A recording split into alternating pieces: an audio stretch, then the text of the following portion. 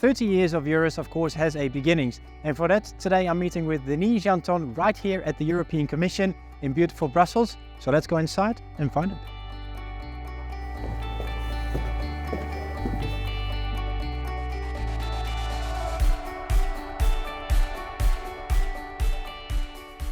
Let's start with first with yourself, who you are and where we are today. So I'm Denis Genton. I'm a director in DG Employment, Social Affairs, Inclusion. I'm the director of a directorate called the European Pillar of Social Rights / Strategy. Can you share some information about the origins of the network? Yes, so EURES was born in '94, just after the completion of the internal market. Internal market is for freedoms of movement of goods, services, capital and people, workers. So EURES was set up because in this area, in the area of labor mobility, there was no Europe there in the member states. So we had to inject a bit the European dimension in all these institutions in the member states dealing with labor, employment, labor mobility. And that was the reason why I believe that EURES was set up. So we had to reform the system. We had this context of, Brexit, a lot of discussions on social dumping at the EU level and so on. And so this is when I started. And I had on my file the review of the posting directive. So this is about basically the Polish plumber. And at the same time I had to take care of EURES as well. So that was the context in which I started in EURES, and that was extremely interesting. The European Labour Authority became the EURES coordination office when it started, so in 2019, and then there was a kind of transition period, and I think the final handover was made in 2021.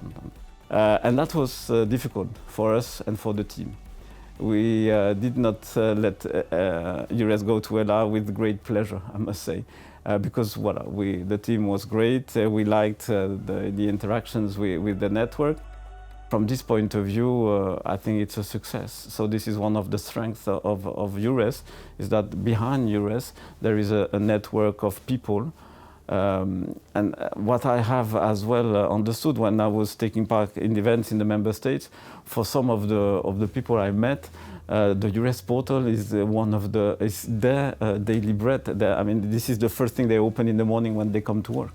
So I had no idea about that, so of course I was very happy when I learned all this. So the strength of EURES is its people, its workforce, and the network, definitely. Yeah. When we started with COVID, without EURES, I could not have drafted these guidelines on free movement under COVID.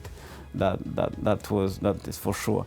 But indeed, EURES, thanks to all the information that EURES gathers in its portal, we have very interesting reports. For instance, one of them is the reports on surpluses and labor shortages as well.